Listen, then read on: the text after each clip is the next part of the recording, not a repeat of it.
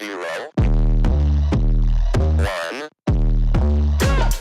Let's get started. Hello and welcome to Beyond Top 10 Tennis. My name is Dr. Ashley Berge and I'm your host. If you're not familiar with my work or would like to learn more about it, head on over to AM8 International, the first tennis lab of its kind worldwide that is centered on delivering top 10 tennis rankings and is 100% backed by science.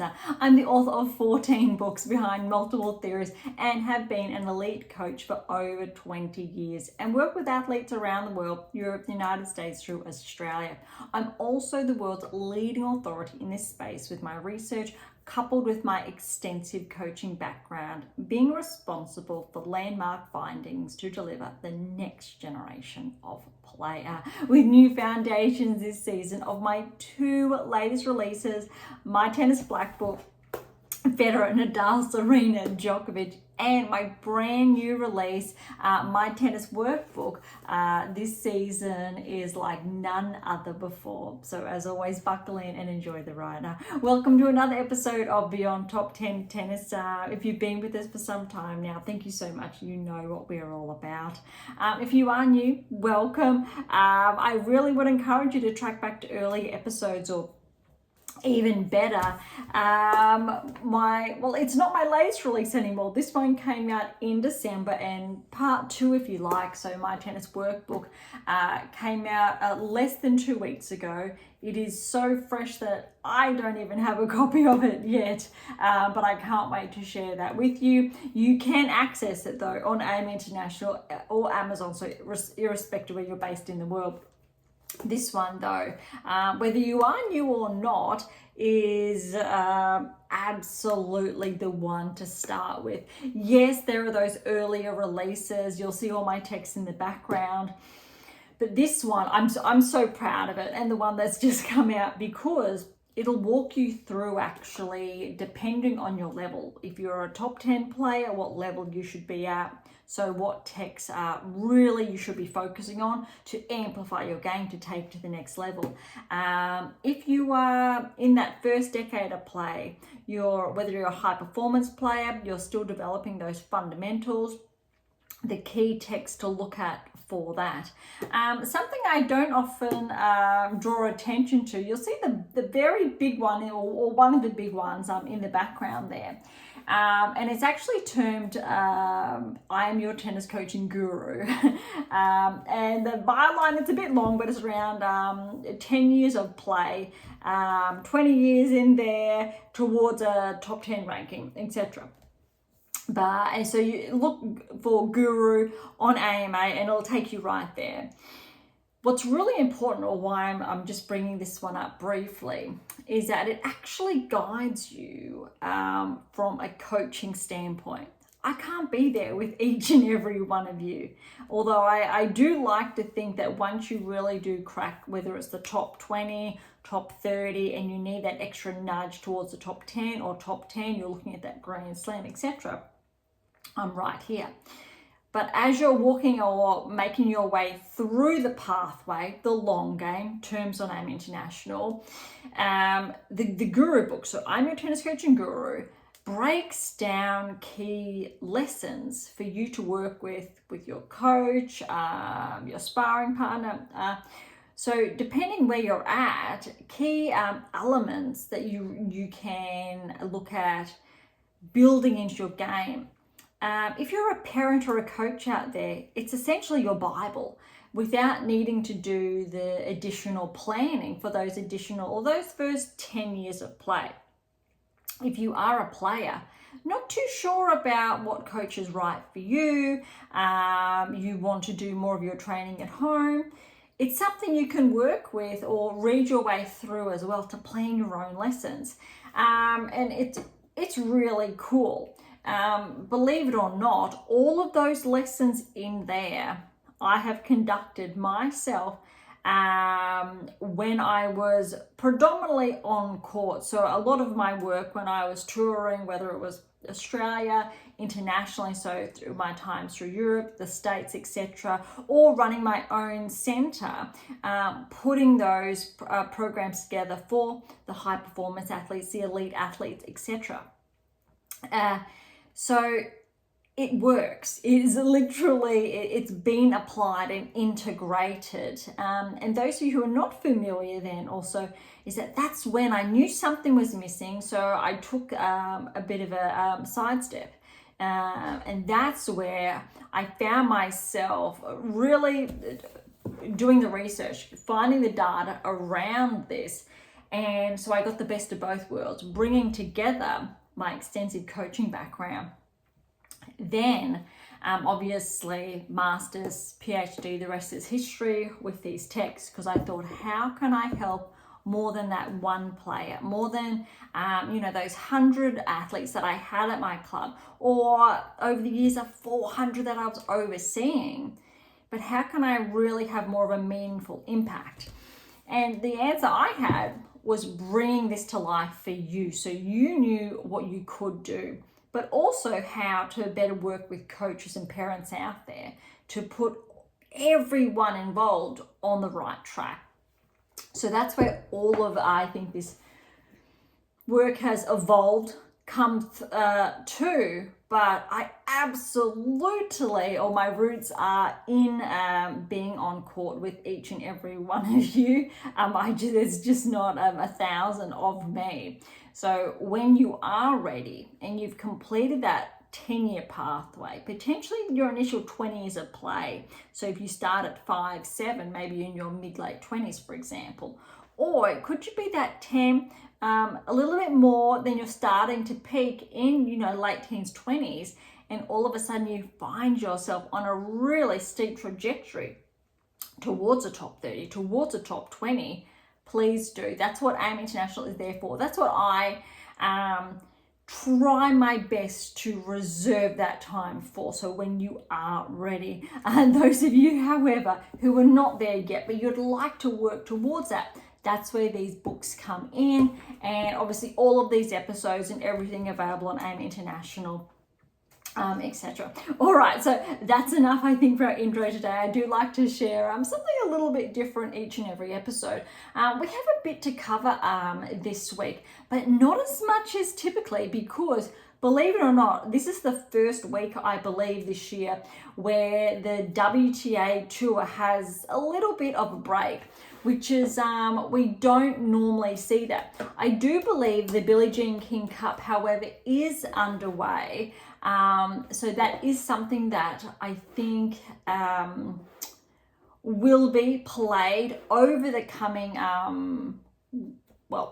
days. I'm just checking, because we are live, who's playing who. And it looks like there's a little bit of a different format in contrast to, say, the Davis Cup, where they do predominantly give us more of a draw to look at. So that is, we may have a peek at that as we go into today's episode.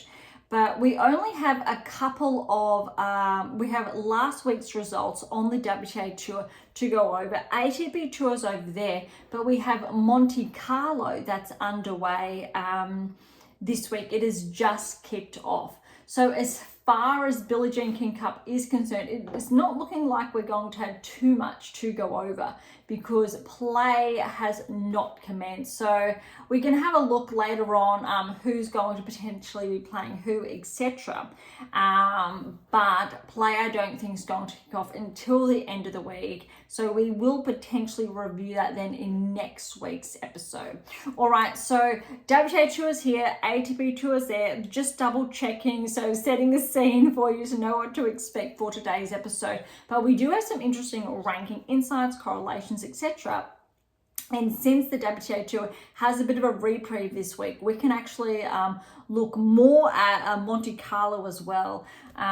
And let's see how that plays out. So all right, Charleston, WTA Tour, those of you who are not familiar, there has been a change in the rankings literally in the last 24 hours.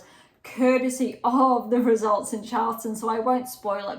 Last week's episode, I do believe we went over the initial first round results, or most of them. So I'm going to skip all the way through to the second round of 32 results. Right, so Pegula, number 1 seed, over Sharmanovic, love and 3. Tomljanovic actually upset Stearns here. She was the 16th seed. Very good win for 1 and 4. Ostapenko, good win over Chaiko, 5 and 2. We've got Collins, 7th seed, over Montgomery, 3 and 1. This was a big one actually. Zhang over Sakari. Sakari had to go through first round. Zhang with the win there, 4 and 1. I think the biggest thing here is Sakari, I believe this time last year, yes, she was inside the top 10, but I think she made the quarterfinals, semi-finals in Charleston last year. So unfortunately, she's taken a bit more of a drop in the rankings. I think it's the lowest ranking in probably the best part of the last 3-4 seasons, maybe even more. All right, Mertens over Gracheva, 3 and 4. Alexandrova over Lee, 3 and love. Schneider over Polonina Kudermetova, 3 and 2. And Anisimova over, I want to think it's Veronica Kudermetova, 2 and 2.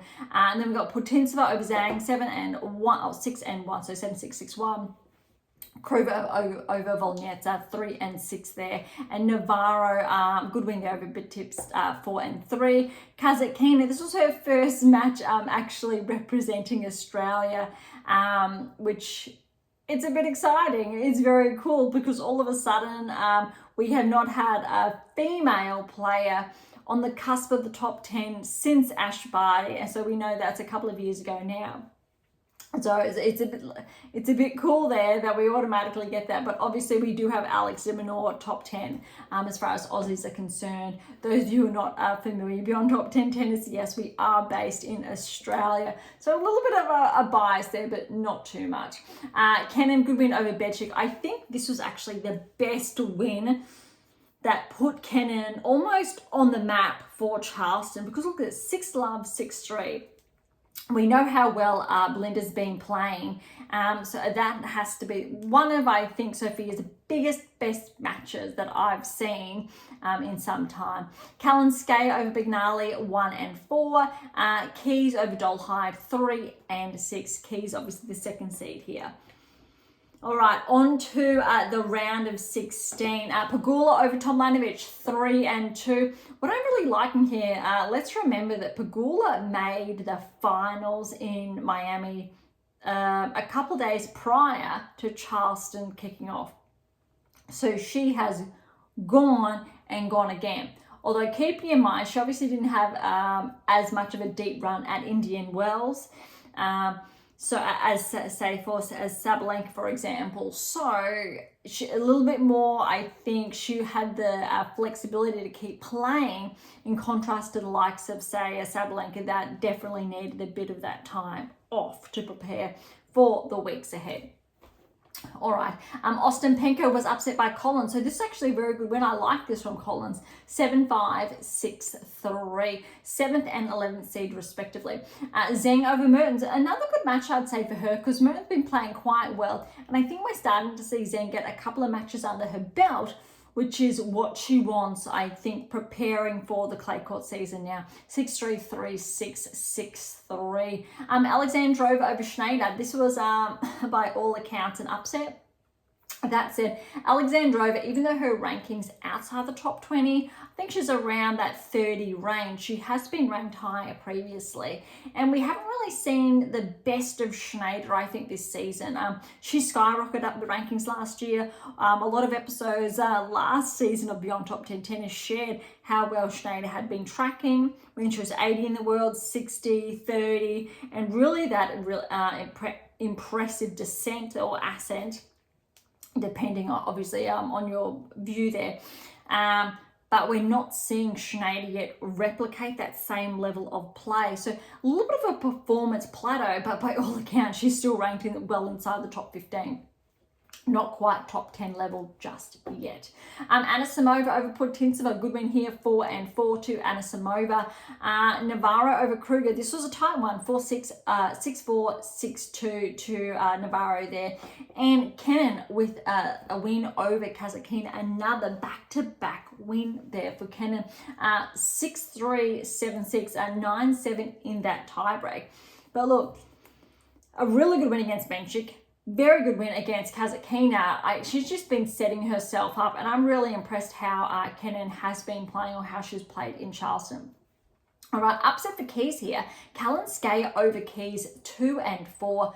I think this is one of, if not the best result Kalinskaya has had all season. Ever since she wasn't able to play in Australia, so the Australian Open, then was a bit unwell, hasn't played as consistently, her ranking has taken a hit. So she is not on the cusp of the top 10 like she was. She's been pushed, I believe, outside the top 30 or thereabouts. But this is the type of tennis that got her inside the top 20, inside the top 15. If she's able to continue that type of level of play, I think in the next 2, 3, 4 months, she very well could break back into the top 20 and relatively, I'll say, sit comfortably there. All right, on to the quarterfinals now. And keep in mind, Charleston is the 500. All the others this week, I believe, were 125 events. So this is the one big one on the WTA Tour this week. ATP Tour is a different story. They were all 250s. Just one big on the WTA, and then the smaller ones. So a lot of players not in action this week. Just keep in mind, they're having that extra week off. And then this week, because there's no action until the weekend, or say stretched weekend, so I think it's 3-4 days of play for the BJK Cup. It's an extended break, and a lot of the top players, they really need that to prepare for the clay season, because you need to remember, once the clay season kicks off, there's only 1 week essentially break between, if you're lucky, if you're really lucky, between the grass court season, and there's literally less than 4 weeks between the end of the French Open to the beginning of Wimbledon. And that's really a very small amount of time. So players, when they're able to take just a couple of extra days here or there, they need it. Pegula this week, for example, Kenin this week, for example, taking, I think, the next week, if not more, of a bit of a reprieve will be really, really important. All right. I'm trying not to get too much ahead of myself. Quarterfinals, here we go. Pegula, good win over Kenin, but look at this scoreline. 1-6, 6-3, 6-love. So what I think those first 2 sets tell me is that, neck and neck those first 2 sets, then Pegula's obviously too good. Collins is not playing that same level of tennis. They got her inside the top 10 around, well, not quite, but thereabouts this time last year it started. But this was also a scoreline that suggests Pegula, she's really up to ante this season. I think that finalist result at the US Open gave her so much confidence. And I spoke about it a lot last season, that Pegula's ranking simply wasn't correlating with the top 10. It really wasn't with her results, especially at the Grand Slam level. Turned that around end of season, obviously, with that US Open finalist result. And she's been able to maintain a really good level of play and consistency, and equaling her career high ranking this week, which we will get to shortly, is really impressive, but really well deserved. And it really shows that even if you're having a bit of an off season, you really can turn that around. And I think that's an important note for Sakkari to remember. Azarenka too, a couple of players taking a hit in the rankings, but all it takes is finding that momentum again, finding those 8 keys, solidifying them into your game, and then go from there. All right, dropping down quarterfinals. Alexandrova, good win over Zhang, 1 and 4. Look, this is really interesting because, again, quarterfinals at a 500 event, Zhang is a top 10 player. Alexandrova, she's not, although she's seeded 9. But this is the type of result you want that top 10 player to push through. And so Zhang's finding herself in a similar situation that Pegula was this time last season, not correlating with that ranking. Zhang is without a doubt susceptible to being pushed outside the top 10. As far as her results are concerned, she really isn't correlating with the top 10 ranking. Let's see how she performs on clay. I'm interested to see, because this time last year as well, she had a bit of a off season. She was a finalist in Australia, then she really wasn't performing. And then the end of the season, she really performed with that gold medal and then playing really good tennis. So she doesn't have that many points to defend, I think, over the next 2-3 months. And then all of a sudden she will again. But I think it's important now to see if she can set herself up. If she sets herself up well, she could potentially be in a position to have a deep run at the French Open. But I'm not seeing too much yet. And I'm only keeping in mind how well she played at the Olympics, which was after the French Open. So she really didn't have that to go off, in contrast to, say, Swiatek winning the French Open and then falling just short. Bit of burnout, I would say, there, falling to Zheng, obviously in that semi-finals, playing for the bronze medal. But it's really important when you're weighing up, say, periodization and how that works. So my latest release, again, so my tennis workbook, part 2, if you like, of my tennis black book. There's a bit of work in there around periodization, really planning your season meticulously so you know when you're having those days off, those blocks off. Really important. All right, the other half of the quarterfinals. I'm going to call this a really good upset. Anisimova over Navarro. But look, Anisimova's been playing some really good tennis this season. 7-5, 7-6, 7-1 in that tiebreak. You can see how close this match was. Navarro, look, she's been just slightly bumped outside the top 10, but she definitely deserves, I would say, how she's been tracking in contrast to Zheng, a top 10 ranking. But Anisimova, I think she's going to get very, very close. If not this season, then next season. I could definitely predict with the analytics Anisimova could be ranked inside the top 10. It may very well happen this season. Andreeva's already inside the top 10. Anisimova's playing some really good tennis, but that's a discussion I'm going to leave for later, because I want to see these newish players, then they're not new, but players tracking towards, top 20, in towards the top 10, how they're performing at the Grand Slam level, or more consistently at the 1,000 events as well, because that gives us some really strong indications. All right, the last of the quarterfinals, Kenin and Kalinskaya, 4 and 3 to Kenin. Again, she's been playing some really great tennis. Semi-finals, Pegula over Alexandrova, 6-2, 2-6, 7-5. That was really tight. And I think Alexandrova, with this result, even though she fell in the semi-finals, she's showing up, and she's showing up deep in these events. I think she's going to be a bit underrated in the weeks to come and could cause a couple of upsets. So that's one to keep an eye on. Next, semi-finals, Anisimova and Kenin. Look, you really would have suggested Anisimova here, but Kenin, she really took the advantage. She's up 5-2 in the first. Then, unfortunately, Anisimova did have to retire. Finals, that means Kenin and Pegula. I think this is Kenin's first final at a 500 event in some time.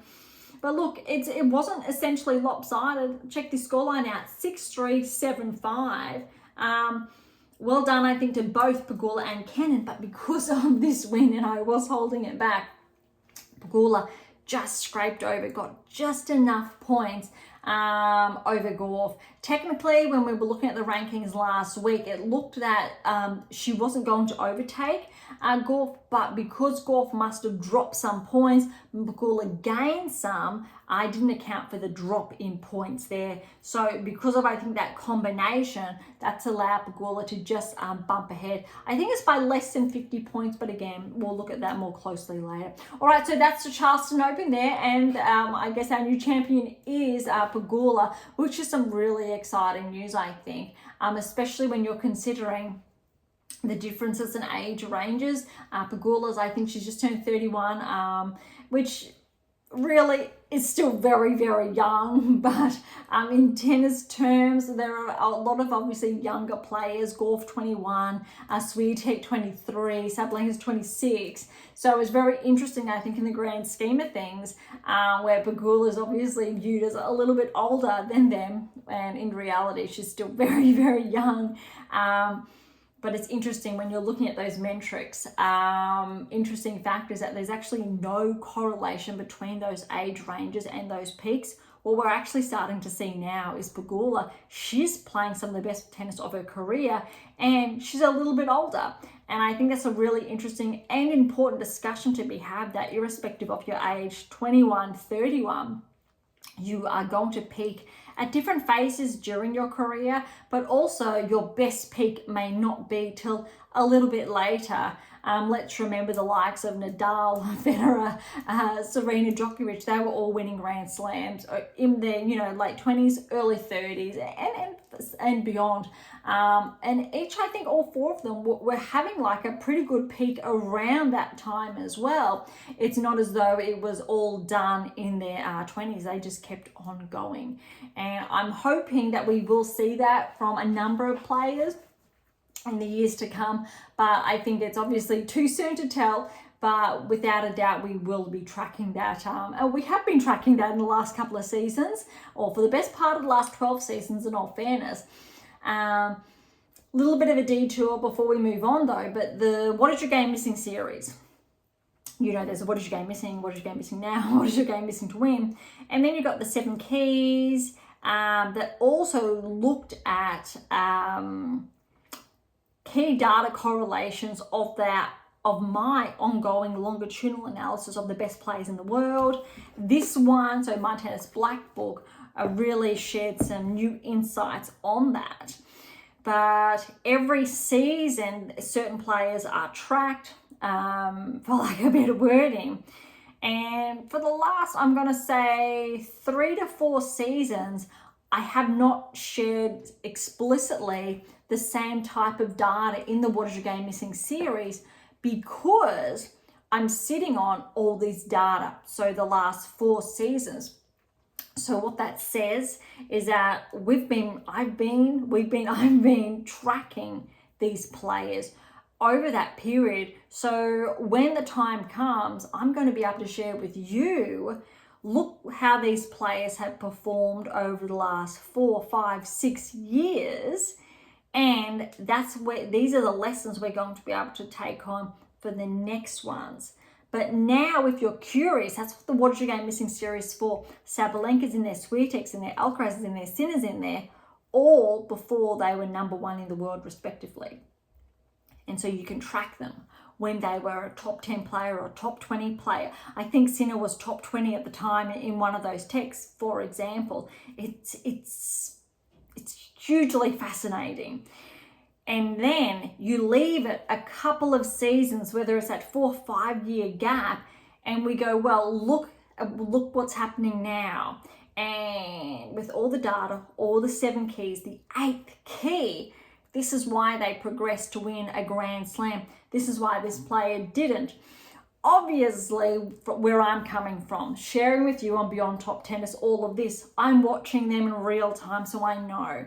That's what Beyond Top Tennis is here for, is that I get to share with you rather than waiting that 4 or 5 years before that next release is out there in that way, or that extension of that work. I get to share with you in real time why these players are performing, why Sabalenka got to number 1, why Swiatek most likely will switch places again. Too soon to tell, but I'm not going to be surprised if there's a switch later on this season, or if Pegula gets to 2, or if Gauff gets to 1. Why? And the explanations behind that. But what we're doing with Beyond Top 10 Tennis, it's live data implications. So if you do follow your black book, your workbook, you get to work through Beyond Top 10 Tennis and the text, which means you're prepared for when those future releases come and the implications for your own game.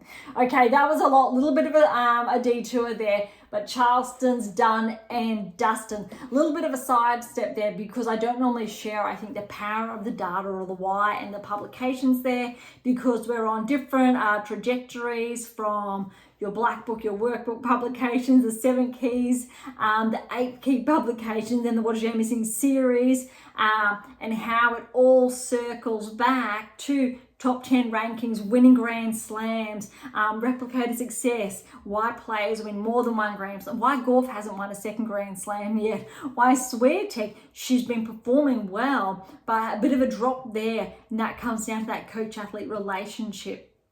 Sinner's in there, Alcaraz, why he's had a bit of a drop. Djokovic, those drops, but still he knows how to peak. The power of periodization, it's all in there. So again, whether you're a top 10 player, top 20 player, top 100 player, top 500 player, it does not matter. Top 10 player at your local club or academy, there's a point of inception. There's a starting point for you in all of these works that have been built specifically, explicitly for players who want to track towards the top 10. And that's obviously where Beyond Top 10 comes from, because we're so much more than just 10. It's beyond that and more.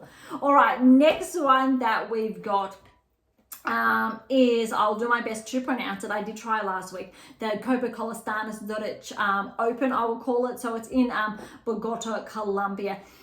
Because it is, excuse me, a 125, no, my apologies, it actually is a 250. So a little bit of an oops there. I'm not too sure why I did say it was a 125. I think because the other two are 125 events. So this is interesting because it is a 250. We know there are more points on the line, which means that is why we're going to see the winner / finalists as well track a little bit more heavy in the rankings this week. But really quickly, Bouzkova was or is the number 1 seed here, and Osorio is the 2nd seed.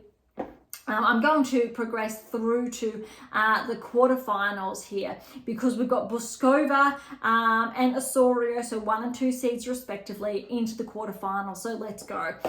Kawa has upset the number 1 seed in the quarterfinals, so over Bouzkova, 5-7, 6-1, 7-5. Well done, Kawa. We've got Jean's fallen to Parija. So Parija 7-6, 6-3, 7-5 in that tiebreak there. We've got Riera over Boskovic. Neither of those players are seeded. Well done. Riera with the win there. 6-3, 2-6, 6-1. And Osorio with the win over Maria, the 6th seed, 6-1, 6-3. Well, 3 sets there. That was the only...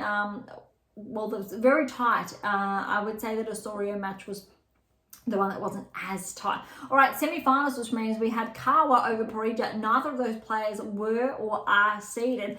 Kawa with the win, 7-5, 6-2, which means the player who upset the number 1 seed has made her way all the way through to the finals.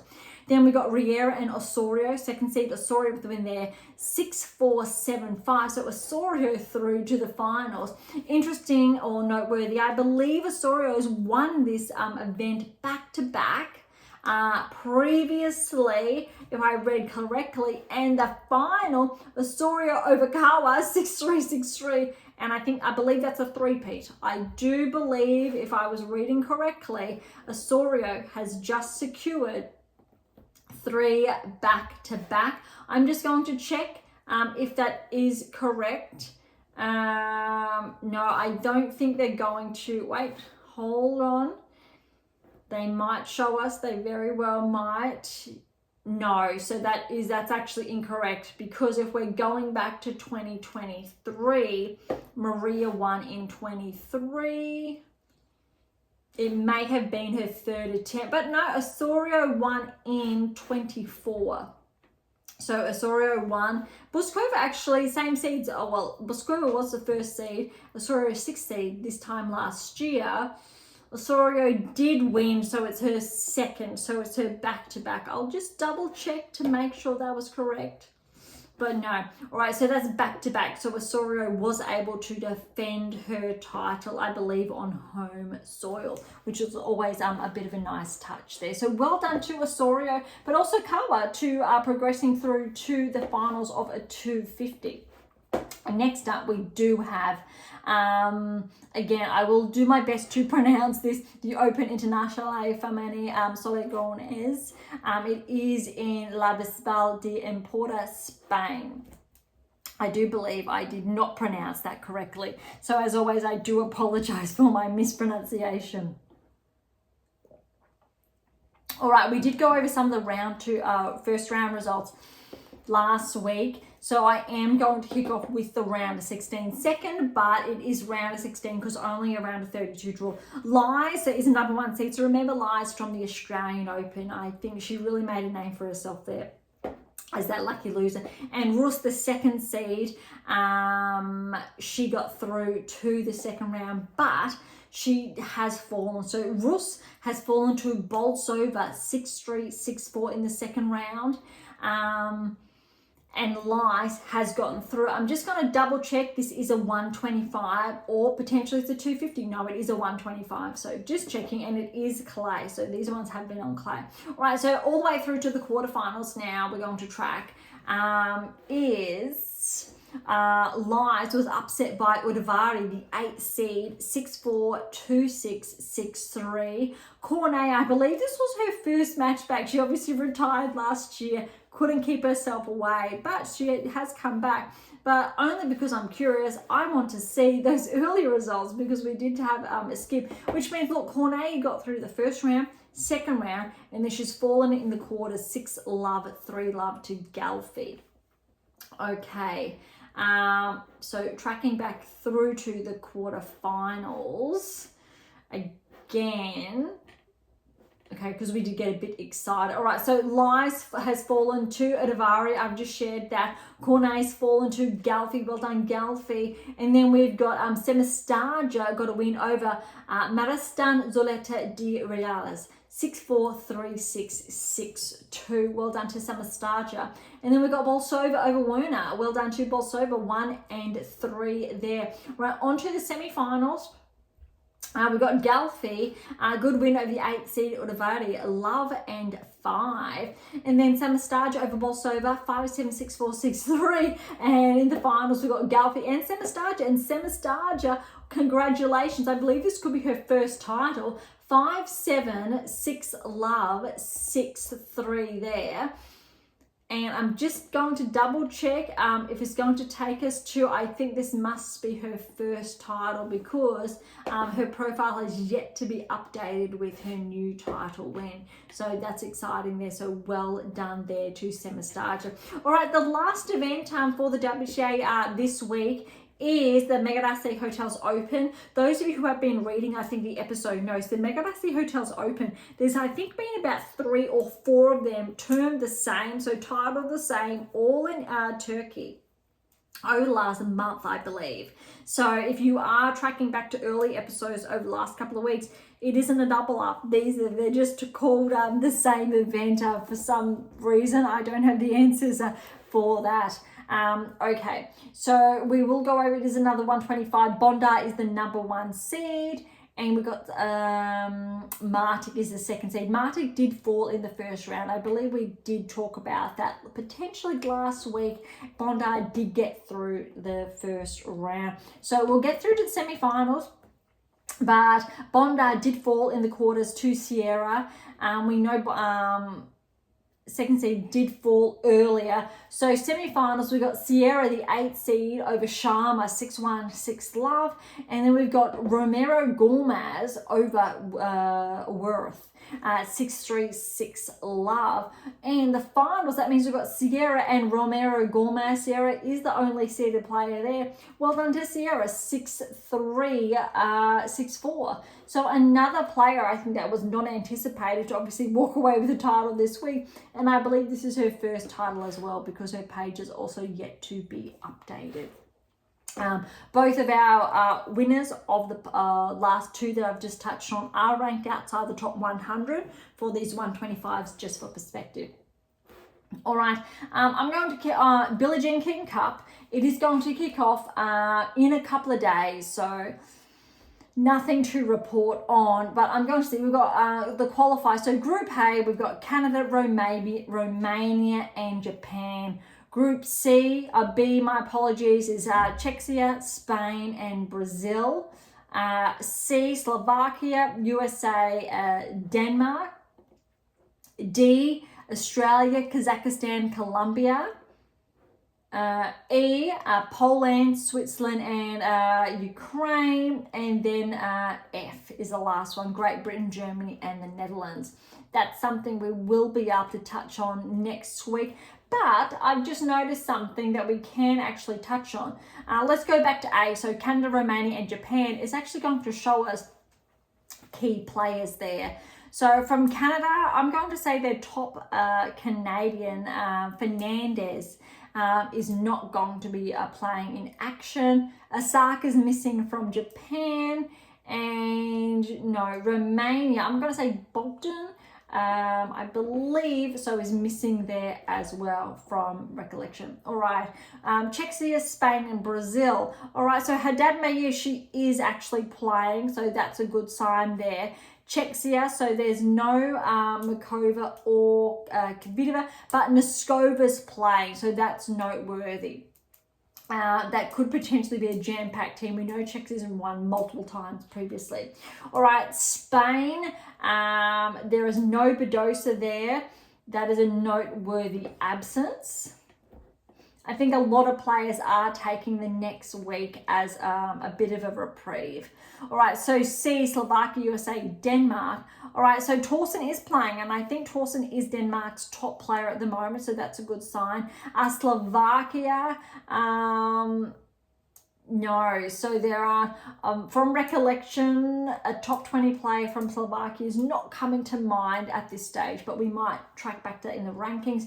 USA, okay, wow, we've got a jam-packed team because Collins and Pegula have committed to play. That's going to be interesting because Pegula's coming off a very big week.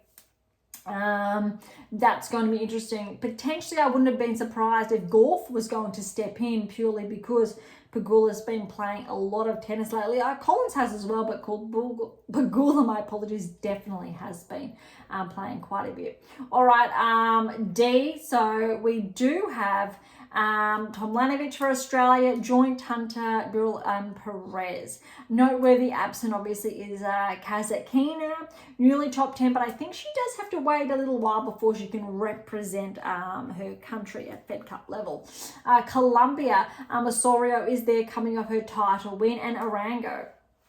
All right, Kazakhstan, Rybakina is in, so that's good to see. I think Rybakina is in action, and so is Putintseva. So I think that is actually going to be a bit of a dangerous combination having those two together. Okay. Poland, Switzerland, and Ukraine. We did hear about Swiatek not playing, but look, Linette's playing, but I'm not seeing another player on the tip of my tongue. So if Linette's not playing, another player ranked around the same ranking range and is so Linette is, and my apologies, I have a blank here, but there is another player and I'm going to kick myself when I do come across them because there's been two. There we go, Fretch and Linette right in front of me. So Fretch is not playing. That's a little bit surprising because I think if Fretch and Linette were playing, that's a good mix without obviously Swiatek because they're both around top 30. But I think Linette, and look, Kawa has come off making in the finals the past week. Shabalenska's been playing some good tennis, so that's going to be interesting.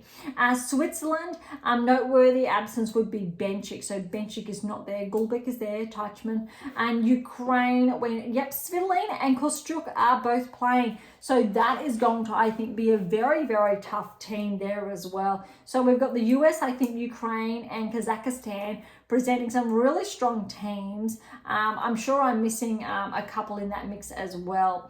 All right, last one is Great Britain, Germany, Netherlands. Bolter's playing, which is great to see. Cartel, up and comer. Germany, we do have Lies, so that's going to be good. And Seigman, Netherlands, Lamens is there. Could be missing someone, but I think Netherlands, the men's had been performing quite well this season over the women.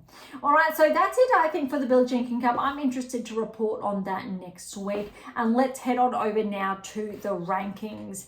We'll try and go relatively quickly through because there aren't too many bumps or big ones here. But look, Montgomery, welcome to the top 100. So she's ranked 100 in the world, 5-point progression there. Seigman's back 7 to 95. Bondar's up 591 in the world. Jadoni's back 588. And we've got some smaller movers. that have been happening over the past week. We're going to sidestep them. Rakhimova 9-point regression to 83. Sakkari, I did touch on this, an 18-point regression. She's now 82 in the world. I cannot remember the last time Sakkari was around that ranking range. Because I'm curious, let's head on over more specifically to her rankings. Let's have a look at what's happened. The last time I'm going to say Sakkari was ranked outside the top 10 was 2020, ranked 20 in the world. Last time she was, we need to go back to 2018, so 7 years ago when she was ranked 41 in the world. 2017, 52, and 2016, 9 years ago. So Sakkari would have just been, she was 89 in the world. So we go 9 years ago, Sakkari was 21. So when she was 21 years of age. So that has been a while that she's been ranked, I think, where she is now. I still believe Sakkari can get back there, but she definitely has lost the 8 keys. Sakkari, if you're tuning in, or if you do know Maria personally, please send her to be on Top 10 Tennis. You're most welcome to reach out, because you've been a top 10 player. You've been on the cusp, obviously, in the deep ends of those 1,000 events. And I definitely believe I can get you back inside the top 10. We do know that a couple of our keys are absent from your game at this stage. All right, Tomljanovic, good progression, 8-point progression to 79 in the world, joints up 3 to 78. More 4s and 2s. I'm looking for that 5. All right, Christian, 9-point regression, 66 in the world. Next we've got Buskova, 7-point regression to 58 in the world. A little bit surprising there. Osaka steady at 56. Polonina Kudermetova, she's up 4 to 55 in the world. Her sister's just ahead of her at 52. All right, top 50 is Azarenka. So she's got a 3-point regression this week, and so she's sitting at 50. I'm going to have a look. When was the last time Azarenka was around this ranking range? We've got a little bit more time this week up our sleeve. Let's have a look. The last time we're probably going to look at, so 2019 she was 50 in the world, but that said, I believe that when she took maternity leave, because 2017 was bumping back to 208, and that was primarily because, I believe, again, maternity leave. So obviously her ranking did just drop there. But other than that, we have not seen Azarenka outside this ranking range for, a number of years. 2017 to 2024, no, okay. We have to go back to 2006. Wow, that's almost 20 years. That's 19 years ago. Azarenka was 92 in the world. So I would say arguably before she was starting to peak. 19 years ago, that is crazy. Azarenka would have been, I think, 17 years of age. All right, so a little bit of fun there. All right, back to the rankings. Top 50, Pavlyuchenkova's up on 49. Vondrasova's 48. Raducanu's 47. And Benchik's 42. A lot of these players should be inside, I'd say, the top 30. Bulter's 40. Gadalic back 4 to 39. Sophia Kenin, so she's up 10. This has to be her highest ranking, I think, in the last 18 months, if that. So she's up to 34 in the world. Collins, she's taken another big hit. This is that's a big one. A 10-point regression to 32 in the world. I think this is Danielle's lowest ranking, maybe for 18 months, in all fairness, because before she obviously won, I believe it was Miami last year, she was ranked maybe around that ranking range, but this is a bit of a hit there.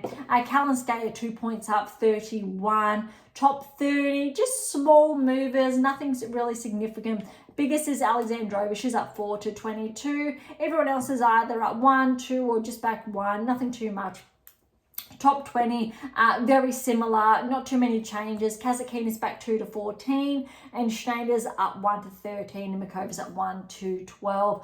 Interestingly, I think as far as points are concerned, Makova's separated by Navarro by 800, over 800 points in the ranking. So that's a bit of a gap there. However, Navarro and Rybakina, they are only separated by, it's looking like less than 20 points. That's how close they are. And as far as Rybakina and Badosa are concerned, so they're 10 and 9, they're also separated by less than 20 points. Zheng is at 8, so the separation there is around a bit over that 400. So that's really where the gap is. And then Andreeva's about 500 points ahead of Zheng, and a bit more, only about 100, a bit more. Paolini at 6.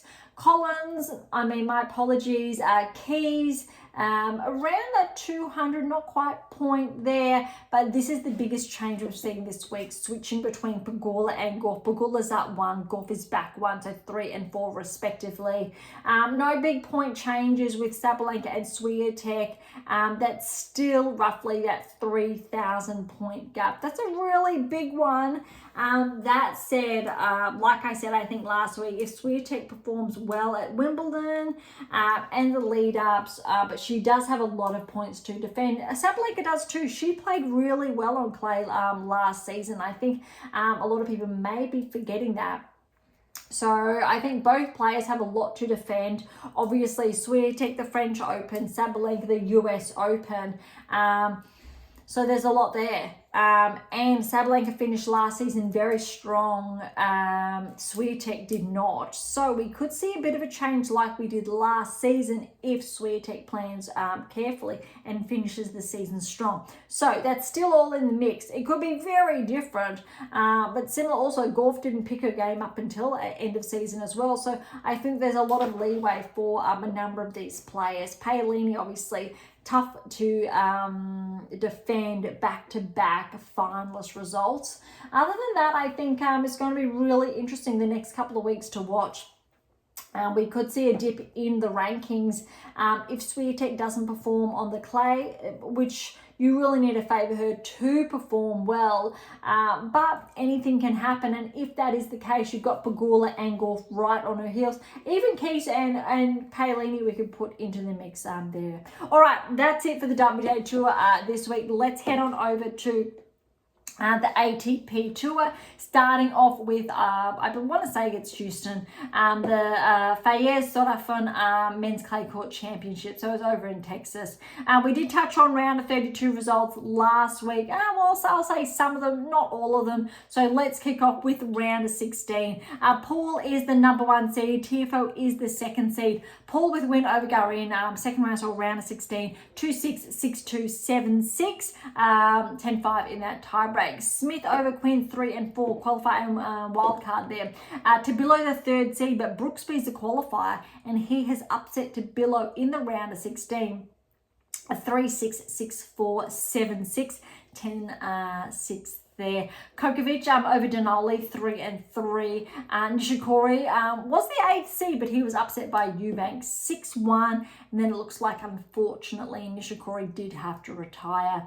Nakashima 4th seed, good win over McDonald 6-1, 7-5. Mitchelson over Mannarino. Mannarino was a lucky loser there. Mitchelson 5th seed 6-7, and that was actually Love 7, 6-4, 6-2. And Tiafoe, good win over Walton 7-5, 6-3. All right, on to the quarterfinals. We've got Paul getting through there over Smith 6-1, 7-6.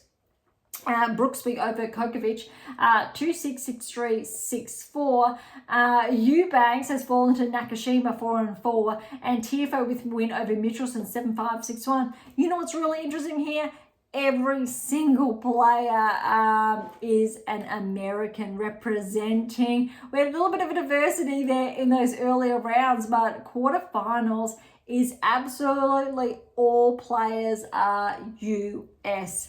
All right, so semi-finals means we've got Paul, Brooksby, Nakashima, Tiafoe. So the good news is we've got both 1 and 2 seeds in the semi-finals, but Brooksby qualified, has upset Paul in the first semi-final. Look at this scoreline: 6-7, 5-7, 6-3, 6-7, 6-10. I'll say that again: 7-6 to Brooksby, 7-5 for that tiebreak, 3-6, and then 7-6 to Brooksby, 10-6 in that tiebreak. That is neck and neck. So well done to Paul, pushing him, but even, kudos to Brooksby, pushing I'll say a top 10 player, even though Paul's just outside. He's still, I'll say, top 10 status, but that's a huge win for Brooksby, if not the biggest win of Brooksby's career that I'm aware of. Tiafoe, good win over Nakashima, 6-4, 7-6, 7-3 in that tiebreak there. And as far as the finals concerned, Brooksby did not stop with Paul, so he is upset the number 1 seed in the semi-finals and number 2 seed in the finals, 6-4, 6-2 over Tiafoe. That said, both players, I believe, are going to notch up a couple of extra points this week. All right, that is the men's clay court champions done in Texas. Over to the Grand Prix Hassan. I do believe this one, they're all 250s before we head on over to Monte Carlo. Griekenspor is the number 1 seed here and Sonigo the 2nd seed. We touched on a couple of first round matches last week, so I'm going to move straight onto round of 16. Griekenspor with a win over Karina Busta, 7-6, 3-6, 6-3. Bellucci, my apologies, over Herbert, 2-5. Muller over Darwin, 6-7, 6-1, 6-4. Megasaray as a qualifier over De Jong, 7-6, 6-1. Caraballas Baena over Vertanian, 4-4. Borges over Colonon, 6-2, 3-6, 7-6. That was 7-love in that tiebreak. Darderi over Gaston, 2-6, 6-2, 6-3. And then we've got Kopriva upsetting the 2nd seed in Sonigo in the round of 16, 6-2, 5-7, 6-4. Few upsets here. All right, quarterfinals. Griekenspor still holding strong, 3-4 over Bellucci. Majazak over Muller, 5-4. So the qualifier just upset the 3rd seed there. And then we've got Carol Spain, the 5th seed, over Borges, the 4th seed, 4-4. And then Darderi, the 7th seed, got the win over Kopriva, 5-2. That means as far as the semi-finals are concerned, we've got 2 or 3 seeds, my apologies. Griekenspor, the number 1 seed, got the win over Majazak, the qualifier, 7-5, 7-6, 7-3, the tiebreak. Other semi-final is 5th and 7th seeds respectively, Caraballas Baena and Darderi. Darderi, however, got the win, 3-2. Finals, look, Griekenspor, the number 1 seed, made the finals, but Darderi, he was too good. But check out the scoreline, 7-6, 7-6, and those tiebreaks scored 7-3, 7-4. That was neck and neck. But well done to Darderi, but also Griekenspor, I think, holding up his own. All right, over to Bucharest. We've got the Tirac Open here. Baez is the number 1 seed, and he's been playing some really good tennis lately. And Martinez is the 2nd seed. And it is, again, it's a 250. I shared a couple of matches last week, so we're going to again move on straight to the round of 16 here. All right, so Baez, he's through over Diallo, 7-6, 2-6, 6-2, 7-5 in that tiebreak. Comasana over Portis Agut, the 5th seed, 6-4, 3-6, 6-3. There's a lot of 3-setters being played the past week. Jari, the 4th seed, he's been upset by O'Connell, 6-2, 5-7, 7-6, 10-5. Vukcevic, he's upset the 7th seed, Navone, 4-6, 6-4, 6-4. Misalovic, a qualifier, he's upset Ugo Carabelli, the 8th seed, 3-1. See, that's nice. That's a nice straight set there. All right, Gasquet is a wild card. He's fallen to Caboli, so Caboli's keeping that momentum. 3rd seed, 6-4, 4-6, 6-1. Zerma over Giano, a wild card, 6-4, 3-6, 6-3. And Martinez, second seed, he played Wawrinka with a wild card in the round of 16. Martinez got the win there, but still, Stan pushed him to 3, 4-6, 7-5, 6-3. I still enjoy watching Wawrinka play. All right, on to the quarterfinals. Baez over Kamasana. I believe this was a final or thereabouts a few weeks ago, but well done to Baez. 7-6, 7-5, 2-6, 6-1.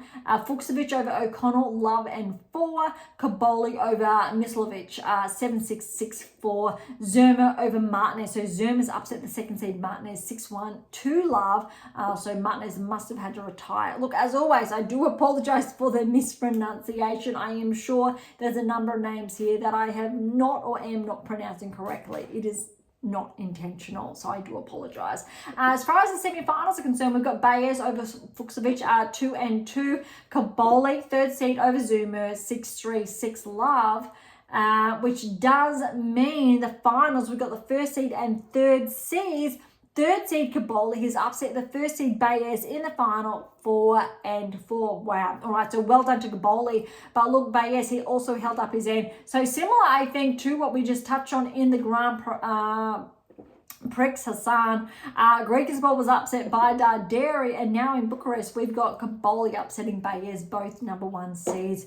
Okay, the last 250, no, that was all 250s that we have touched on, which means it's time for the Rolex Monte Carlo Masters 1000 event. It's interesting that it is placed here because we've just had back-to-backs, obviously Indian Wells, Miami. Bit of a reprieve the past week, then straight into Monte Carlo. WTA Tour, for example, they have, I think, another this week and the following week before they have their 1000 events. So this is interesting. We're not going to go into the qualifying. We're going to dive straight into the first rounds and then have a bit more of a deep dive, I think, into the draw specifically, because we do have a lot of the matches, and we do have ATP has provided a better view that we can have a look at. All right, so the top 8 seeds do all have bye. So Zverev bye first round. We've got Berrettini over Navone, 4-4. Berrettini is not seeded. That is a dangerous first match for Zverev. Lecheka over Korda, 6-3, 7-6. That's 9-7 that tie break. That's surprising. Would have potentially said for Korda to get through there, but well done to Lecheka. I tell you what, Czechia's men's and women's, they're playing phenomenally this season. We've got a lot of up-and-comers. Okay, Mazzetti, 13th seed over Boo, a qualifier, 4-6, 7-5, 6-3. Rune will play Borges. So we've only got, I'll say, maybe half a match of the matches done. They will be playing live as we are coming to you live today.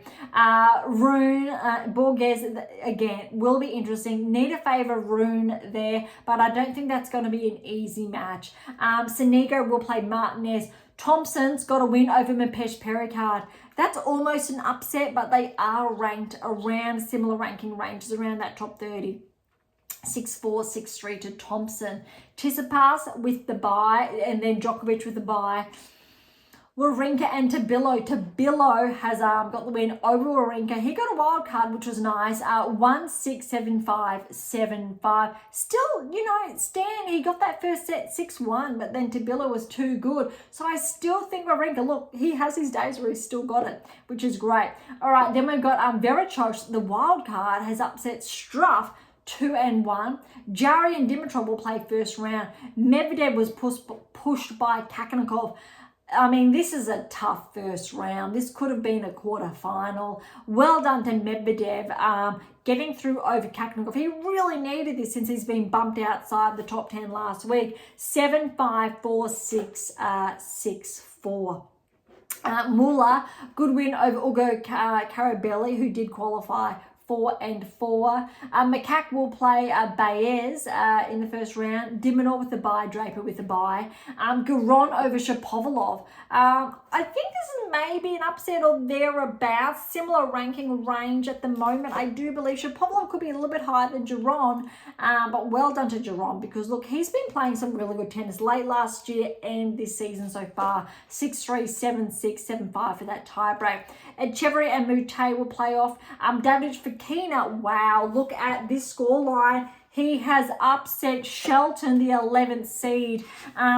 This upset may provide a little bit of an opening for the likes of Paul and Rune, who are ranked, I believe, just behind Shelton. So look at this.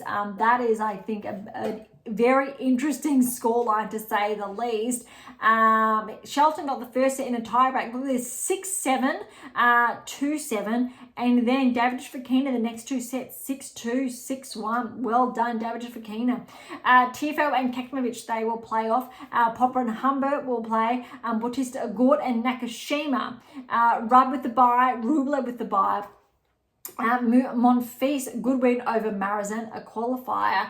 4-6, 6-1, 6-1. Lakjovic and Kaboli will play. Greekensborg and Fils will play. Look, Greekensborg, he's got some momentum after making the finals last week. Could be tough, but still need to favour Fils here. This is another big upset. Altamar qualified, and he has upset Ogur Elisime, the 16th seed, 7-6, 7-5, 6-3. Gasquet wildcard has got a huge win over Analdi, 6-4, 4-6, 6-4. That's a nice win for Gasquet. Serralundo got a win over Fognini, who got a wildcard, 6-love, 6-3. And then Alcaraz has that bye. All right, so there's probably like 50% so far done, a little bit more. So it probably will be wrapping up today, the rest of those matches. But let's have a peek at the draw. So I've looked at it. We've taken a bird's eye view here. Zverev, Berrettini are going to play next in the second round. That's going to be, I think, one of the biggest second round matches. Dropping down, then I'm looking at the seed. Thompson Tsitsipas is going to be tough. If Macaque gets through over Baez, so Dimonor will have him second round, tough. Giron and Draper. Giron, that could be tough with Draper. Other big ones, I think, are noteworthy just for the second round. We're just focusing on the second round here because we've had those upsets. So I'll say relatively that's it for the second round. Moving through the third round, we are actually looking at Mazzetti and Zverev in the third round. That will be a big one. That is one to watch. Then potentially we've got Rune and Tsitsipas in the third round. Just checking. Third round, round of 16, quarters. Yeah, no, that's correct. Just in case I was wrong, thinking that was a round of 16, but no, these are third rounds. There's going to be a lot of impressive third round matches in Monte Carlo. Djokovic could play Dimitrov. That'll be a big one. Medvedev and Dimonor. Wow. Draper, and because Shelton's been upset by David Fokina, so that draw's kind of open for Draper if he can get through. Tiafoe is looking to play Rudd there. Rublev, he's got Monfils. I missed that. So Rublev and Monfils in the second round. But if Rublev does get through, that is going to be a Fils. And then Ogur Elisime is out, which means that's opened up the third round for Alcaraz. So a lot easier in his draw in those earlier rounds over Zverev. All right, let's have a look. Potential round of 16s. Let's say Zverev and Mapesh Pericard's out. So that is a potential Tsitsipas. But it is clay. But Zverev's very good on clay. He made the finals of the French last season. Djokovic we're looking at, and Dimonor for the quarters. Draper and again, and Rudd. Rublev and Alcaraz. I'm liking Alcaraz's bottom half and his chances here, and he could collect points to get closer to Zverev if Zverev does fall early. Obviously, as far as I think the quarters are concerned, we're looking at Zverev and de Minaur. That would be really interesting. So these are semifinals. And then Draper potentially, and Alcaraz. I could be off here. There's obviously Djokovic is in the mix. By all accounts, I'm just dropping down through. This is going to be tough. I think we better pause at the quarters there, because there are very big matches, and I don't think, as far as the quarters semifinals are concerned, that doesn't really track. So we'll pause there at the quarterfinals, but that's a lot. That's going to be really interesting. All right, so a lot of points on the line. Let's head on over to the rankings, and we can have a little bit more of a preview as we get towards the top 10. All right, starting at 100, McDonald's there, steady at 100 there. All right, so Faria, he's back 4 to 99 in the world. Kopriva, welcome to the top 100, 11-point progression, so he's 95 in the world there. Slight movers, 1s, 2s, 3s. Vukic is back 7 to 83. O'Connell's up 5 to 82. Just small movies, nothing significant at this stage. Navone is back 9 to 70 in the world. Bellucci's up 5 to 66. Nishikori is at 1 to 65. Carabella's Faina, 6-point regression to 57 in the world. Smaller movies, okay, Dardarian, 9-point progression to 48 in the world. Not many too bigger movies this week. Monfils, look, he's back 244. Lots of 1s and 2s out there. I won't share them all because there is a lot of just slight movement.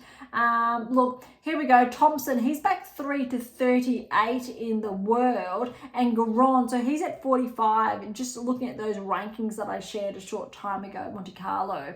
Baez, he's up 3 to 33 in the world. Tabillo's 32. Nakashina's up 2 to 31 in the world. All right, so top 30. Mapesh Perikar, he's at 30. Then Shapovalov, both are up 2. Same with Checkers at 28. And then Poprin's at 27. So all at 1. Hercax is the one that's taken a little bit of a hit, 4-point regression. So he's at 26 now. Look, this time last year, we know he was firmly inside the top 10. Kakanov, 25 and quarter 24. Then Menzik all up 1. And same with Ceralundo up 122. I think Ceralundo has been very quietly making his moves in the top 20s. Well done. Macaques at 21 there. All right, so as far as the top 20 is concerned, we're not seeing any movement between 20 and 11. A little bit of a switch in the points in 14 and 13, so Shelton and Paul, but not much movement. All right, so a little bit of a correction because Paul, it looks like, is not playing Monte Carlo. That's really interesting. I did not see Paul's name there. Shelton is seeded 11. So we've got some players, even though Shelton's 14 in the rankings and Paul is 13.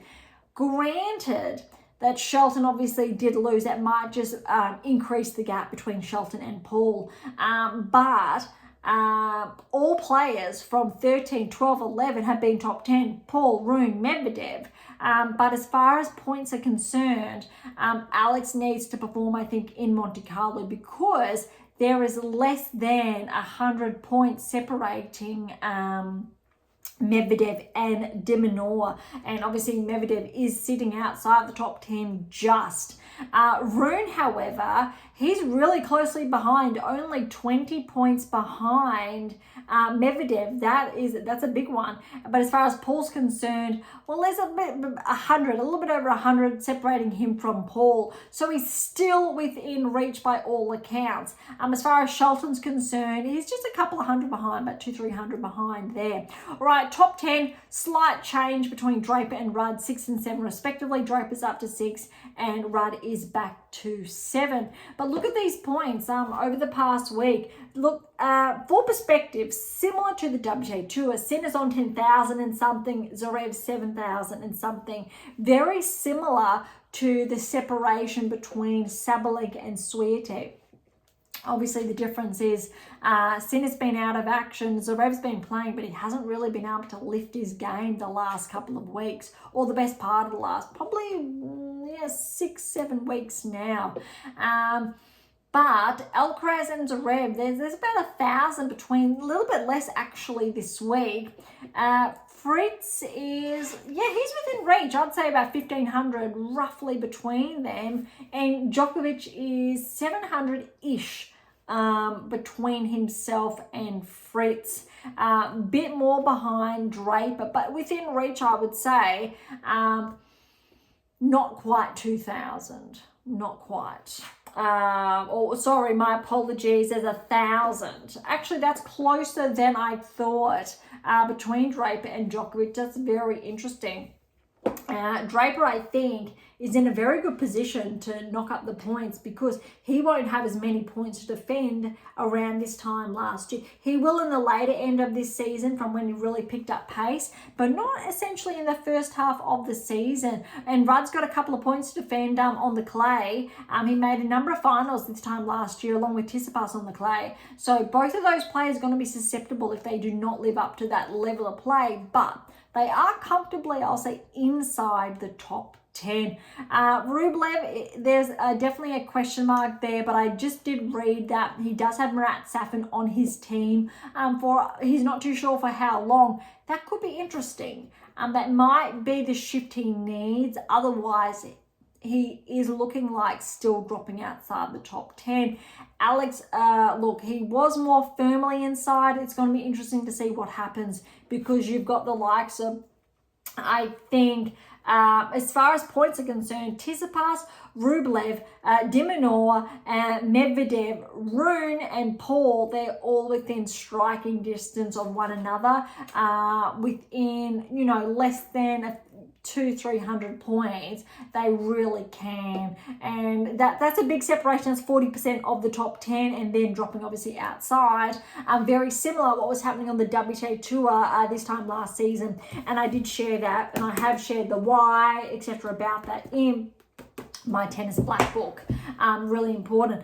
Before we wrap up today's episode, you should be, if you're on your black book, up to week 2 of block 4 tasks.